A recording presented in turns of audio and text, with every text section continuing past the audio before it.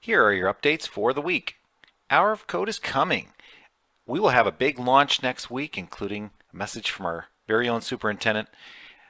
But we wanted to let you know that these awesome pizza boxes filled with activities and a slice of code will be coming to your school very soon. We have the same URL as we've had in the past, bit.ly/ECSDHOC if you want to get a sneak peek. We'll have more information for you next week. John Carrasas created a great new video that includes some built-in formative assessment tools in SMART, such as SMART Response 2, which replaces the old Sentio clickers and allows students to use any device to participate. It also includes some other tools that can be used for formative assessment. In addition, John has also included how to add interactive crossword puzzles to your lesson. So all of that is in his video.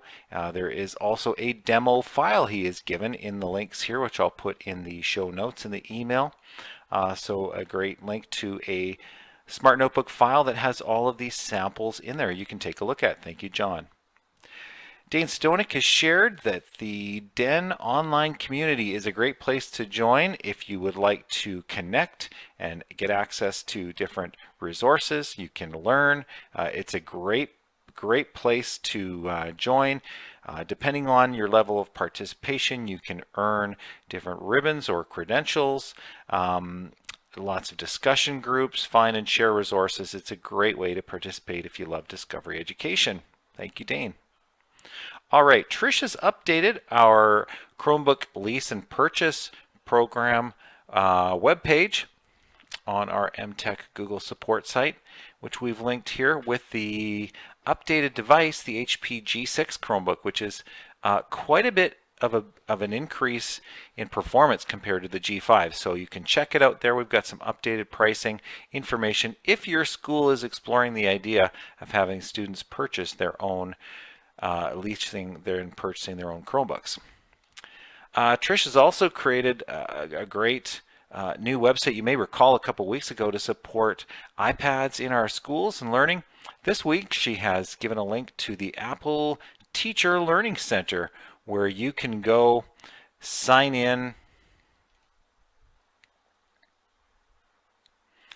Once you're here, you can choose a path, either iPad or Mac.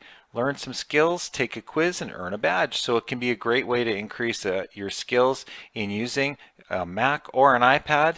And once again, Trish also points a link to our ECSD iOS website, which will have a growing number of resources for you. Dane has shared an update for the read and write toolbar. The featured tool of the week is the word prediction. It's really great, and as you're typing on a Google Doc, when the little crystal ball icon is selected in here, there it is in the upper left corner, you can have up to 10 options for words that will make sense. If you've started to type a letter, it will give you other choices that match.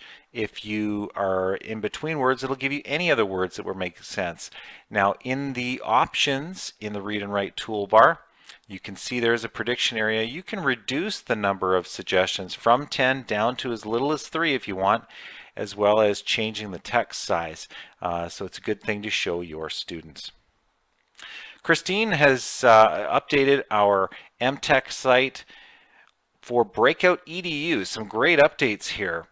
So we have on the portal site, we have some great links to resources here. There's presentation materials, getting started, as well as several resources, even a link to the Breakout EDU Facebook page.